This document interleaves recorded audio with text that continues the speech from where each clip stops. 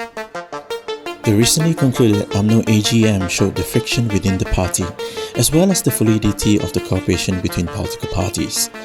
How will Umno work with PAS, as Umno will go head-to-head with Bersatu and Perikatan Nasional? On the other hand, we have the Sabah-based Warisan is expanding its party to the peninsula, and it has unhinged itself from the Pakatan Harapan Plus cooperation. As we inch closer to the mid of the year 2021, the political landscape in the country will continue to take the center stage of our daily headlines. Hi, this is Norman Goh, and you're listening to Bicara Minggu Ini. In this episode, I speak to the AP's National Political Education Director and former Deputy Defence Minister, Senator Liew Chin Tong, discussing the changing political landscape in the country after UMNO's ultimatum to Bersatu and Perikatan Nasional. We will be diving deeper into the economic issues we face in the midst of the COVID-19 pandemic and moving forward as we attempt to put it through these tough times. So first of all, thank you very much for joining me in today's a very rather, I think, impromptu kind of discussion with YB Liew Chin Tong, who is the Senator of Dewan Negara of our Senate, and also the strategies behind DAP as well as Pakatan Harapan. You know, we've talked a lot about Sheraton move since last few months, and you know, things are continually changing even until April. We've seen after UMNO General Assembly and all that. So in your opinion, what is your view of the current political landscape in Malaysia? First of all, I think this would be, I won't talk about UMNO just yet, but is Pakatan Harapan still a viable and workable model? First of all, there's no such thing as strategists in DAP. I'm just one of those who are working as part of the team, but there's no designation as a strategist. More importantly, the idea of Pakatan will be there. Most people, especially those who do not those who only read Bahasa and English, interpret Malaysian politics from very much from a Malay perspective or UMNO perspective. So in this whole old understanding,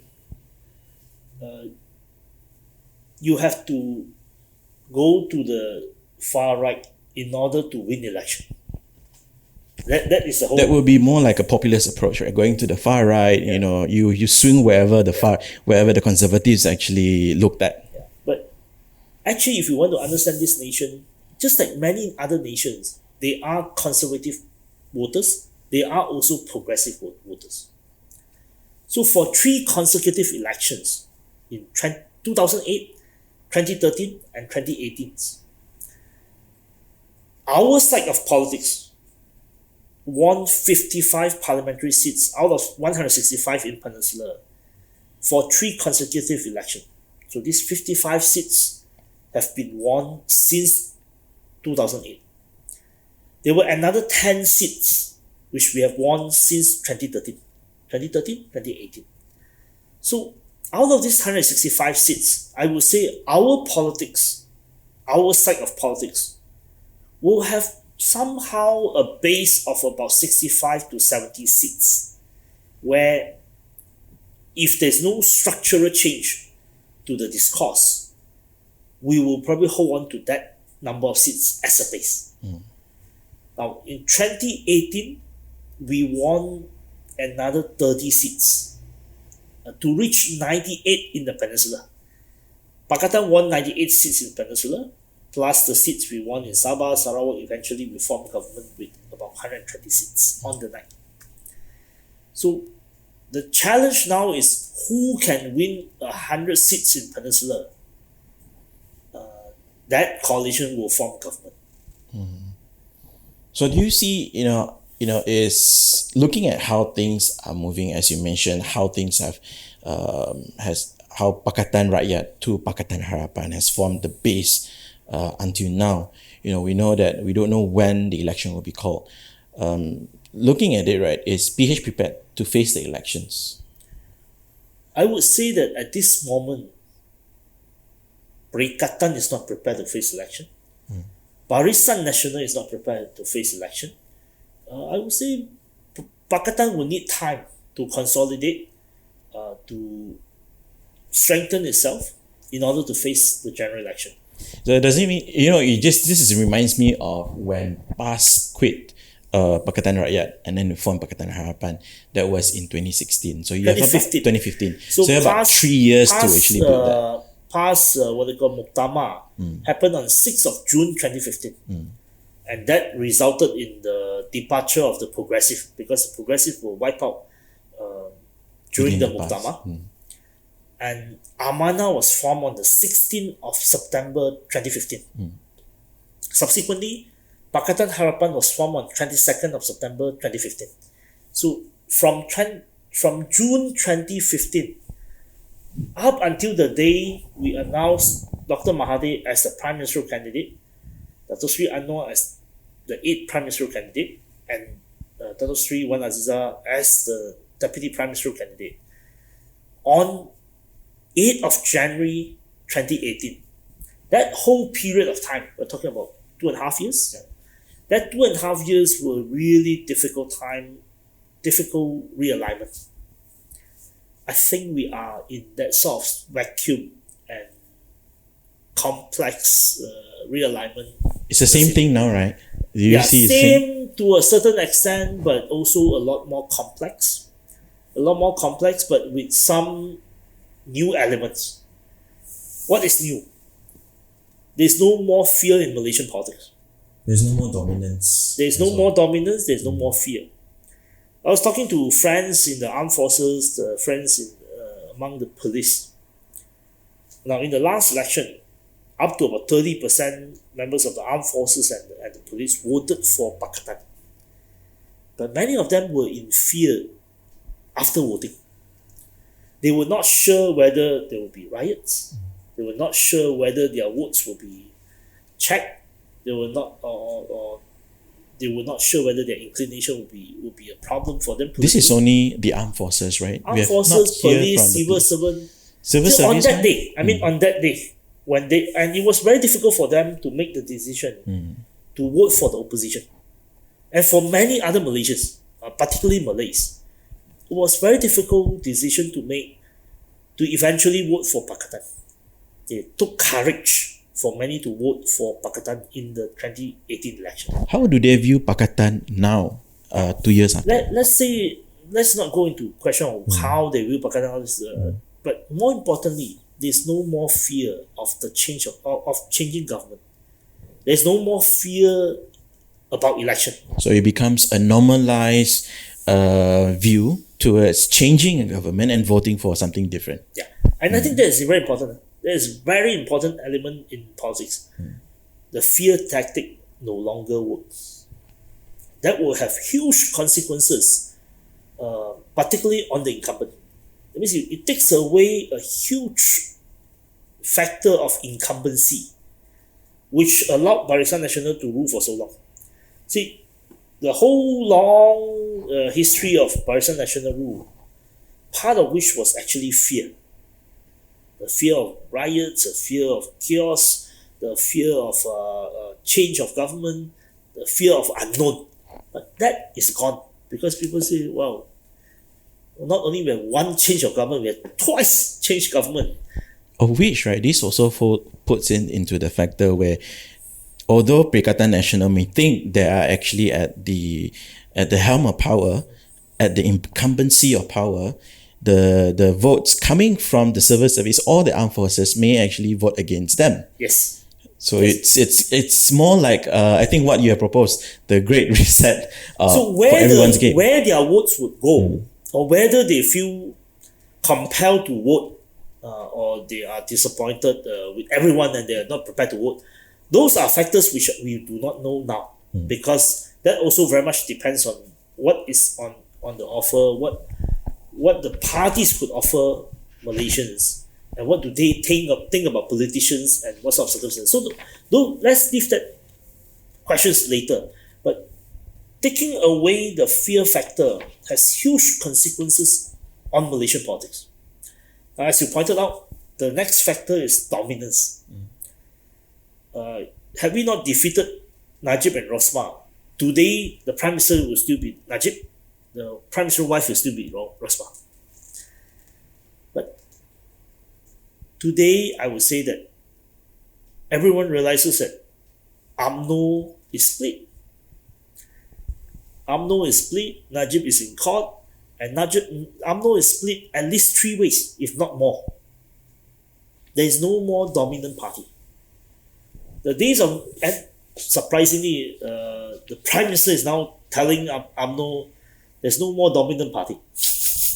I think it's also not from Muhyiddin. Same thing came from UMNO as well. Yeah. But UMNO has been trying to portray themselves throughout the weekend AGM. They're trying to re-establish themselves as the Malay dominant party, while PN is saying quite a different thing, which actually put them at disadvantage of, we initially thought that Bersatu wanted to actually show a more dominance towards the Malay politics. So what's your view in terms of maneuvering, trying to segue into this dominance of Malay polity? So we will come into that part. So what do you think? Dominance was built upon fear. Dominance was built upon fear, built upon incumbency, built upon the myth of invincibility. But these are all gone already. So from now on, no one would believe that any party can dominate over others. We're now entering into a stage where I don't mind being in opposition because I know next round you may not be government.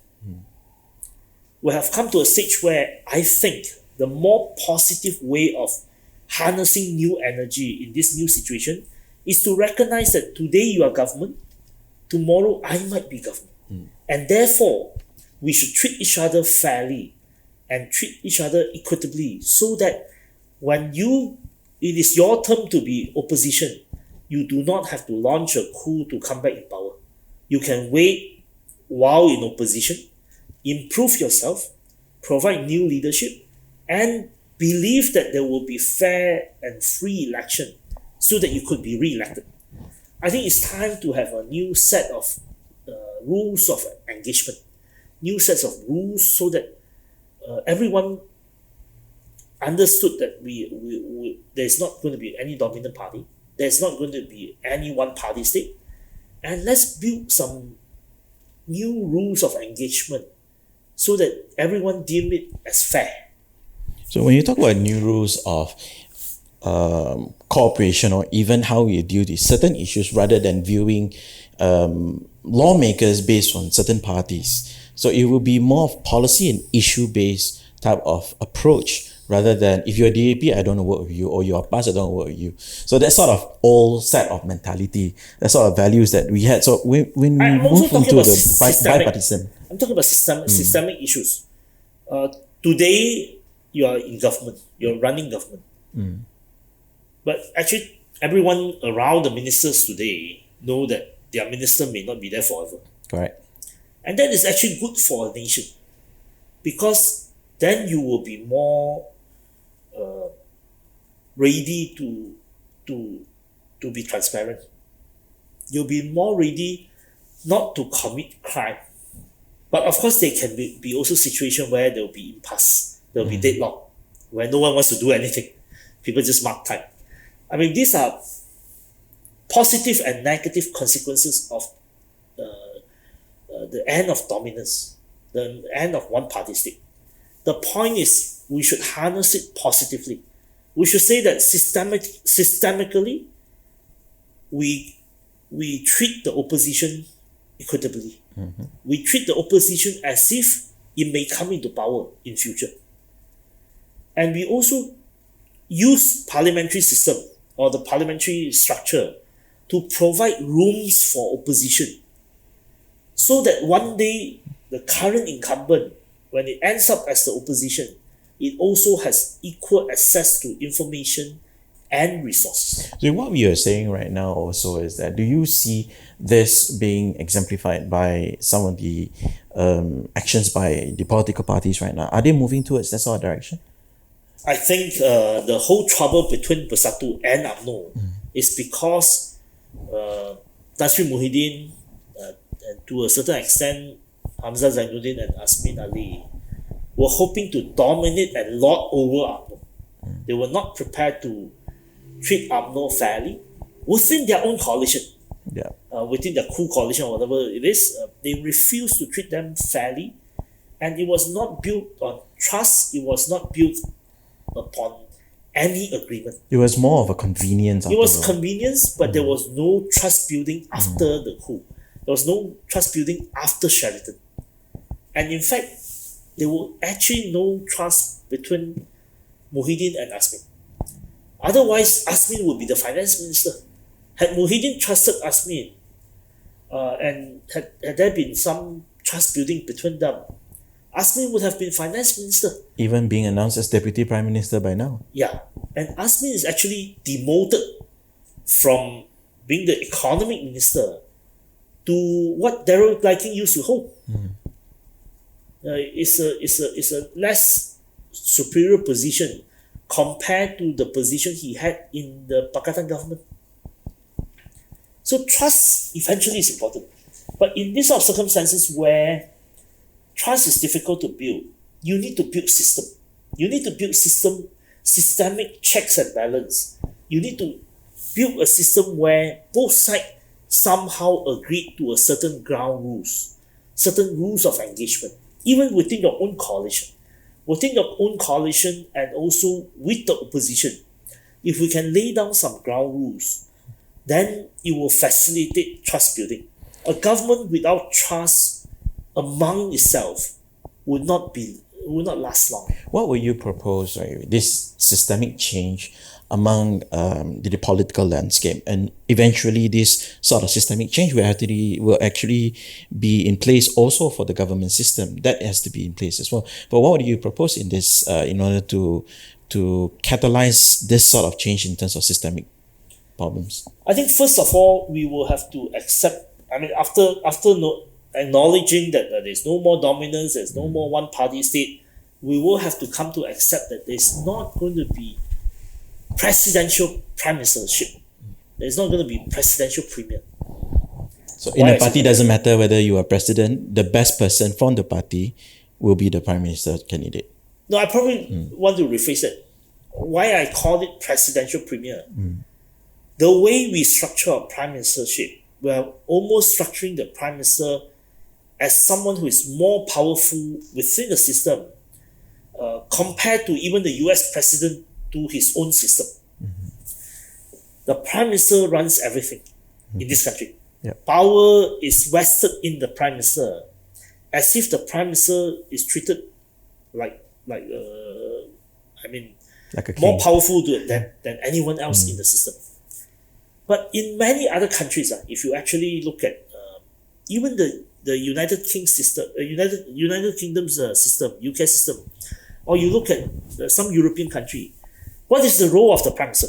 The role of the prime minister is the chairman of the board. The role of the prime minister is, his primary role is to hold his coalition and his party together. The primary role of a prime minister is to govern with his coalition and his party. It is not to lord over other people. We will have to come to accept that no party is going to win more than 70 seats in parliament in the years to come. No single party. Umno is not going to win more than 70 seats.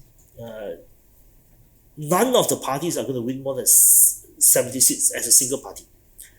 This is a far cry from the heydays of Umno. Umno contested in 120 seats out of 222. 100 won. Umno won 90, 100, 110. And Umno can do without any coalition partner. And it could be the singular party that runs everything. I think those days were gone. Everyone who formed the next government would need a coalition partner and would have to accept that if the other party does not contribute a prime ministerial candidate, they would want to feel safe and somehow equitable to stay in the coalition. That means the prime minister has to go back to the cabinet, has to go back to strengthen cabinet system where consensus are built in the cabinet. See, we have all been trained over the last 30, 40, 50 years where prime minister decide and prime minister, the words of the Prime Minister is everything. Yeah. But in a coalition government, why do we have cabinet? We have cabinet because consensus have to be built in a structure where it's no longer just about one person. So there are merits in a cabinet system, and we should exploit, we should fully utilize the systemic advantages of a cabinet system and of a parliamentary system. Now, why is the parliamentary system good in many ways? Because you have, say, about 222 people. And these 222 people, half of them will be in circulation for years. If we actually strengthen parliament, we have parliamentary committees, we will be able to inculcate a policy culture. We will be able to actually educate MPs on issues through parliamentary committees. So let's say a committee have between 7 and 9 or 11 persons from both parties, from both sides. These people, while not running the ministry, would have access to some information, some secret information, some confidential information, and also build network with people. For instance, there is a committee of Home Affairs and Defence in Parliament. These people who sit on the committee will be able to draw on the experience of former minister, current MPs who aspire to eventually end up as ministers.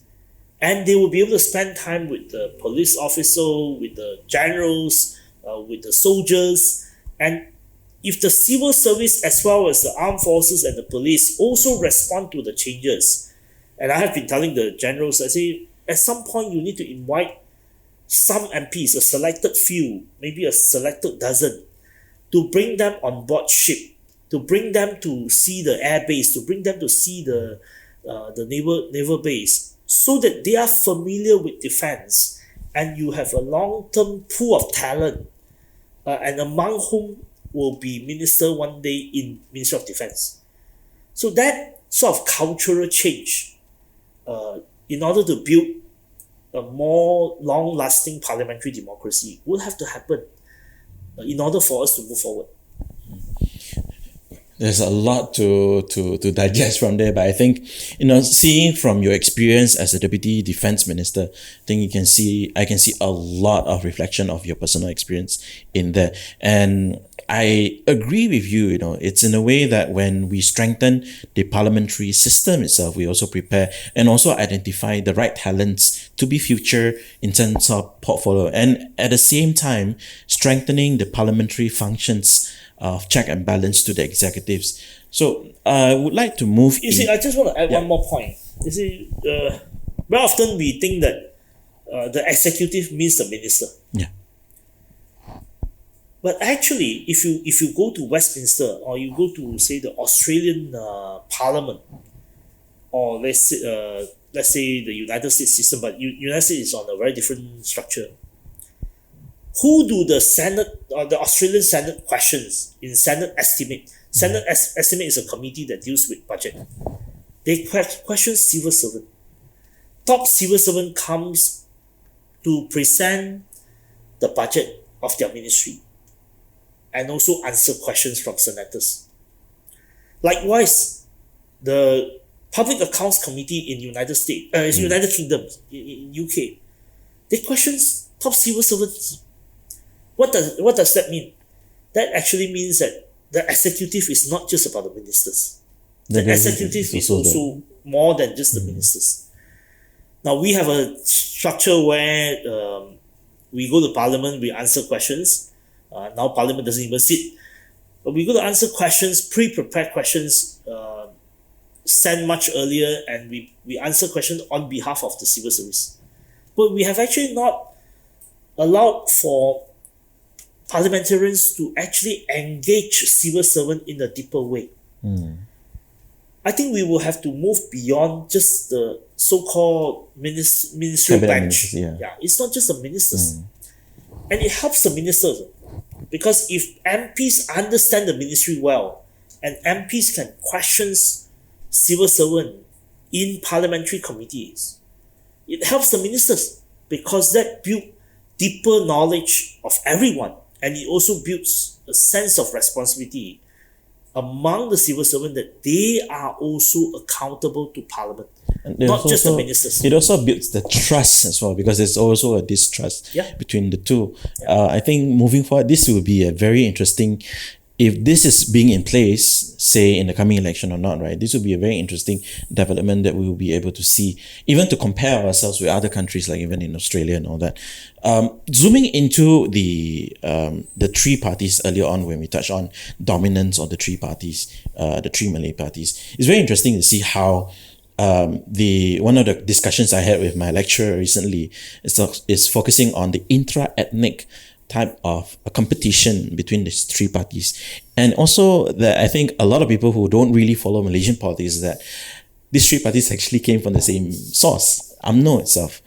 And how do you look at this? This PN is bringing the Malay Muslim centric of the governance, and it sets a new precedence. How will this pan out in the progress of democracy in the country itself?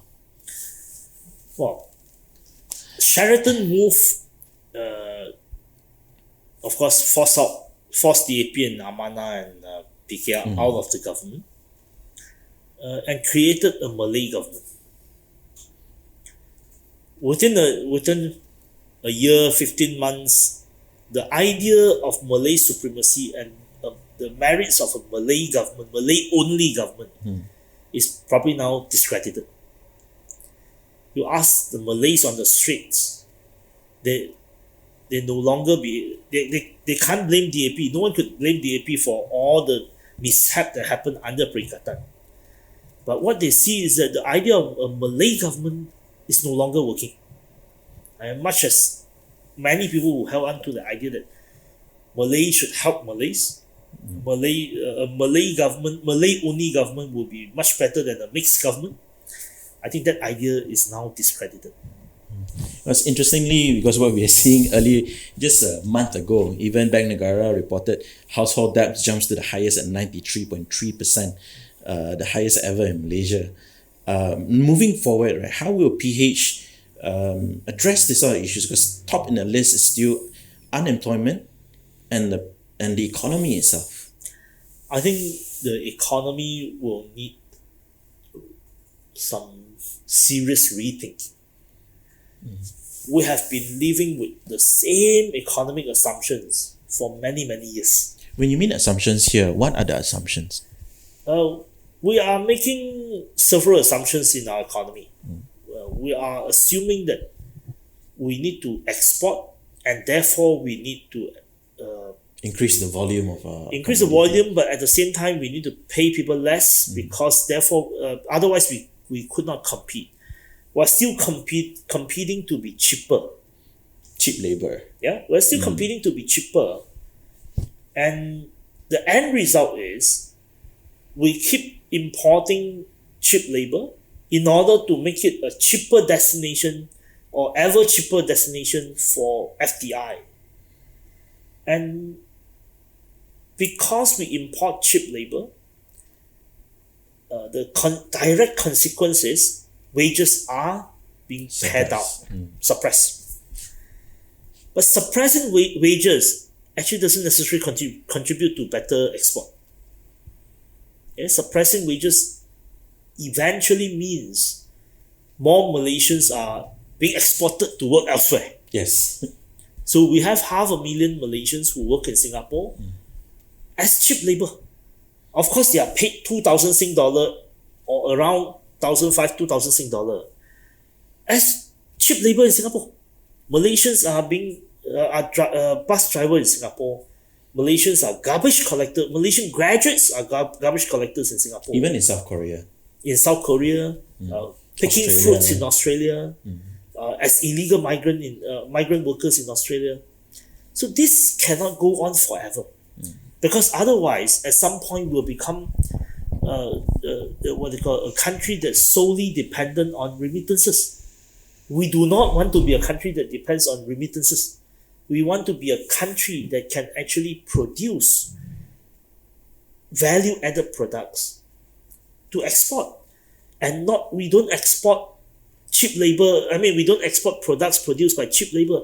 We should be exporting products that actually build upon technology, research, R&D, high level of skills, the skill input into the product. And we've been exporting a lot more raw materials rather than end user consumer products. Yeah, we've been exporting. I mean, since time immemorial, we are exporters of raw materials, tin, rubber, palm oil, but we do not invest enough in skill, in technology, and in R&D, because there's no incentive. So we need to shift. We need to move away from this whole belief that actually works very well in the 1980s. Let's accept that in the 70s and 80s, these were the right formula, because these formulas of bringing FDI and taking advantage of outsourcing of factories from the United States and Europe to Asia. It works very well in the 70s, 80s, and to a lesser extent, but still work quite well in the 90s. But why it did not work after that? It did not work after that partly because of Asian financial crisis, but also because of China's entry into WTO. Yeah. By the time China became the largest factory producing stuff for the world, other smaller Asian producers that lagged behind in terms of technology, in terms of skills, were actually lagging behind and left behind. So we have had about 20 years of time in which we did not actually pay people better. We did not actually grow in terms of skill, in terms of technology. And we need to play catch up. The other assumption in our economy is that we are highly dependent on sectors like banking, property, and palm oil. And some of them are interlinked. Some of them are linked by GLC. So our GLCs are acting as if they are private companies. And GLCs are playing a lot of market players, competing with private entities. Yeah. And this will in turn, at the end of the day, making Malaysia less attractive even for foreign investors, because governments are the one running the business. So I took a more nuanced view on that. I think it's important to have GLC. But the GLC should not be competing in sectors in which private sector could do well. The GLC should be the catalyst in areas where private investment are not going to invest in long-term projects. The role of government investment is very important. I don't agree with the neoliberal views that government has no say in the economy. I think the role of government is very important, and it's shown in Biden's policies. Biden has two-part policy, the rescue plan, 1.9 trillion, and now he's talking about 2 trillion infrastructure investment. So the role of government is hugely important in the economy, and we need to understand the positive impact and positive role or catalytical role of the government. But at the same time, our GLC is acting as if they are private sector, so they become developer. At one point, most of the private hospitals in this country were owned by GLC. No longer so, because they sold the IHH shares to other companies. The biggest chunk of palm oil in this country are owned by GLC as well, and they acted as if they are private sector investor, benefiting from the capital accumulated through government structure, but acting as if they are totally private, profit-oriented organizations. I think this has to change. This reminds me of one of the case study I was looking at when we talk about sovereign wealth fund. The largest sovereign wealth fund in the world is Norwegian's government pension fund, They just started in 1990 and now they become the largest one with more than 1 trillion USD. Compared to our EPF, they started in the 50s. They are actually, EPF is one of the models they also studied. Turkey is modeling theirs according to Norway. Indonesia also took a chance to take a swipe on 1MDB. What can we learn from the Norwegian Sovereign Wealth Fund in terms of their governance structure, how it is being run, and we also see, because the entire revenue from oil and gas actually goes into the government pension fund. Yeah, I think integrity is important. Integrity is important. The needs to understand intergeneration wealth, intergeneration, not to squander intergeneration wealth from oil. These are important questions. But what I want to say is that the GLCs that we have today needs transformation. We need to move at the least GLC, but also all other people who are in the economy, who have a major role in the economy, should try to move away from just focusing on palm oil to expand to look at the whole food chain of agriculture. Because purely focusing on palm oil and using all our arable land on palm oil is not sustainable. We need to be able to branch out and to be able to do more agriculture in order to deal with food security. Both food security for domestic population and also food security for the region. I don't take a nationalistic view on food security. I think we at least need to think of food security for the region, which means we will export some food, not just for domestic audience. Because currently we are still a net importer of food. Yes, but we should be thinking of ourselves both securing food for domestic population, but also playing a role to help the region to think about food security for the decades to come.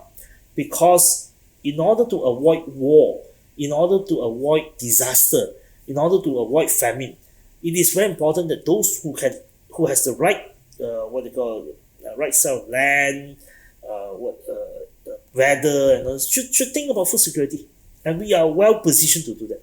When you talk about food security, this kind of reminds me of one of the frameworks where ASEAN has been trying to build the ASEAN framework of food security in this region.